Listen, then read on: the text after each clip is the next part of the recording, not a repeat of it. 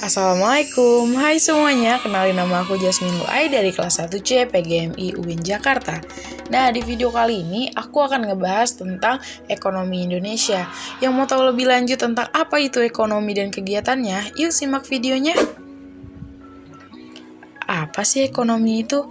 Ekonomi berasal dari kata Yunani yaitu oikos, oiku, atau nomos, di mana memiliki arti peraturan rumah tangga. Nah, menurut pengertian umum, ekonomi merupakan ilmu yang mengkaji urusan sumber daya material agar dapat sejahtera baik individu, masyarakat, dan negara.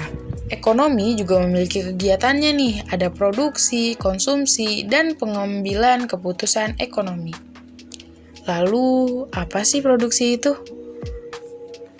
Produksi adalah kegiatan manusia untuk menghasilkan barang dan jasa yang kemudian dimanfaatkan oleh konsumen. Kira-kira apa ya tujuan produksi? Nah, tujuan produksi ini adalah meningkatkan kemaslahatan yang bisa diwujudkan dalam berbagai bentuk. Di antaranya, yang pertama ada pemenuhan kebutuhan manusia pada tingkat moderat. Yang kedua, menemukan kebutuhan masyarakat dan pemenuhannya. Dan yang ketiga, menyiapkan persediaan barang dan jasa di masa depan. Lalu, apa sih faktor yang mempengaruhi produksi? Faktor yang mempengaruhi produksi yang pertama ada sumber daya alam, tenaga kerja, modal, dan manajemen. Apa sih yang dimaksud dengan konsumsi itu? Konsumsi berasal dari bahasa Belanda yaitu konsumsi yang memiliki arti kegiatan yang bertujuan mengurangi atau menghabiskan daya guna suatu benda baik berupa barang maupun jasa untuk memenuhi kebutuhan dan kepuasan secara langsung. Lalu, apa aja ya faktor-faktor yang mempengaruhi tingkat konsumsi? Nah, kalau dari faktor-faktor ekonomi, ada pendapatan rumah tangga, kekayaan rumah tangga, tingkat bunga, dan perkiraan tentang masa depan. Nah, kalau dari faktor-faktor non-ekonomi ada banyak nih, ada banyaknya kekayaan masyarakat dalam bentuk alat liquid, banyaknya barang konsumsi tahan lama dalam masyarakat, mengurangi pengeluaran konsumsi masyarakat, menambahkan pengeluaran untuk konsumsi. Nah, biasanya barang-barang konsumsi yang terpakai lama ini umumnya harganya mahal. Kebijaksanaan finansial perusahaan-perusahaan, kebijakan perusahaan-perusahaan dalam pemasaran, atau bertambahnya permintaan produk akan tercermin oleh bergesernya fungsi konsumsi ke atas.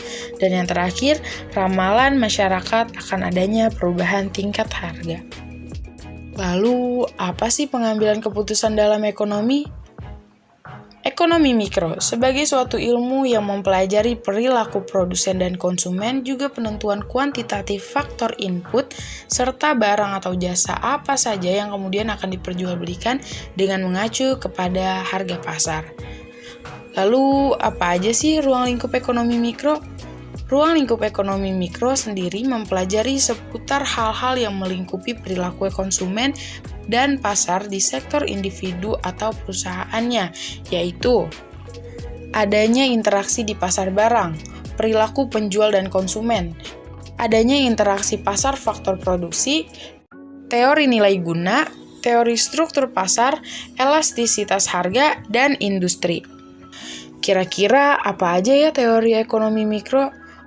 Analisis ekonomi mikro atau mikroekonomi terbagi lagi menjadi 4, diantaranya teori harga. Teori harga sendiri menjelaskan tentang harga keseimbangan antara penjual dan pembeli, di mana keduanya melakukan proses tawar-menawar hingga tercapai suatu kesepakatan pada tingkat harga tertentu. Yang kedua, ada teori produksi. Teori produksi juga digunakan sebagai dasar dalam menganalisis tingkat dan biaya yang dibutuhkan dari suatu proses produksi. Yang ketiga ada teori distribusi. Nah, teori distribusi ini dilakukan dengan tujuan menganalisis upah tenaga kerja, keuntungan serta besarnya bunga yang harus dibayarkan kepada para pemilik modal. Dan yang terakhir ada teori konsumsi.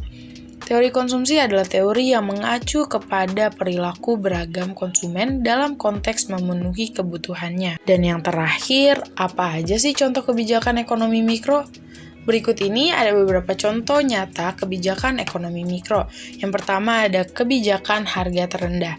Kebijakan harga terendah diterapkan ketika dalam kondisi jumlah penawaran lebih besar dari jumlah permintaan, sehingga menyebabkan penumpukan produksi dan tidak semua masyarakat akan membeli produksi tersebut, hingga kemudian produk dijual dengan harga yang semurah-murahnya.